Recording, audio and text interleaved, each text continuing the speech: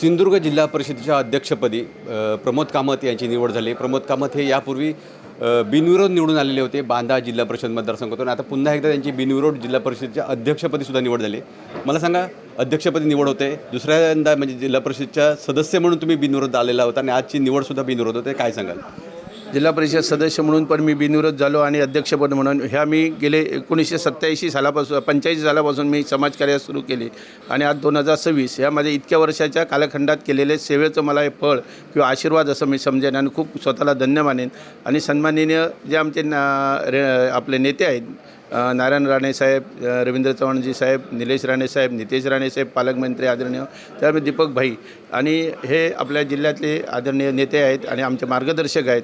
आणि असलेले ते सन्माननीय आमचे प्रभाकरजी सावंत साहेब जिल्हाध्यक्ष, दत्ताजी सावंत साहेब, त्याच्याप्रमाणे संजीव परब साहेब यांच्या नेतृत्वाखाली आणि सगळ्यांच्या मार्गदर्शनाची निवडणूक लढली आणि त्यात यशस्वी आम्ही झालो। त्याच्यात मला बिनविरोध अध्यक्ष केलं, मी स्वतःला धन्य मानले आणि सगळ्यांनाच बरोबर घेऊन चांगला विकासात्मक जिल्हा परिषद आम्ही चालू आणि सगळ्यांना मोठी आव्हानं असतील। जिल्हा परिषदेचे अध्यक्षपद ही मोठं आव्हान असेल, कशा पद्धतीने तुम्ही पेलणार आहात पुढच्या काळात? मी साहेब मुळातच समाजसेवक आहे, म्हणजे कुठलंही जरी आव्हान कसलंही असलं तरी माझ्या मागे आमचे नेते खंबीर आहेत, पक्ष खंबीर आहे, महायुती खंबीर आहेत आणि सर्वांना सहकार्यांना 50 जिल्हा परिषद सदस्यांना घेऊन मी सगळी आव्हानं पेलण्याची माझ्यात तयारी आहे। नक्कीच भारतीय जनता पक्षाला हा मान मिळतो अध्यक्षपदाचा, कशा पद्धतीने पाहताय आपण या अध्यक्षपदाकडे?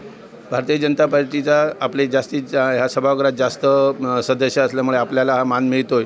त्या सभागृहाचं त्या अध्यक्षपद मला मिळालेल्याची शान मान त्या अध्यक्षपदाचं मी निश्चित ठेवीन आणि दुसरी गोष्ट सगळ्यांनाच सहकार्य घेऊन भारतीय जनता पार्टीचं जे काय दिलेलं माझ्यावर विश्वास ठेवला आहे त्याला विश्वासाला मी सार्थ असं काम करेन। नक्कीच पहिली तुमची काय कामं असतील की जिल्ह्याच्या विकासासाठी नेमकं तुमचं व्हिजन काय असणार आहे? आता रस्ते, लाईट, पाणी ह्या विजन आहेत, पण त्यात पण आरोग्य, शिक्षण, इतर काय जी कामं असतील, लोक जे माझ्याकडे ज्या दृष्टीने येतील त्या दृष्टीनं मी ते काम करेन किंवा नाविन्यपूर्ण जी काही कामं असतील ती आपण चर्चा करून आम्ही त्याच्यातलं प्रगतीपरावर नेऊ। नक्कीच। तर बघताय आपण सिंधुदुर्ग जिल्हा परिषदच्या अध्यक्षपदी प्रमोद कामत यांची निवड झालेली आहे। विकास गावकर, TV9 मराठी, सिंधुदुर्ग।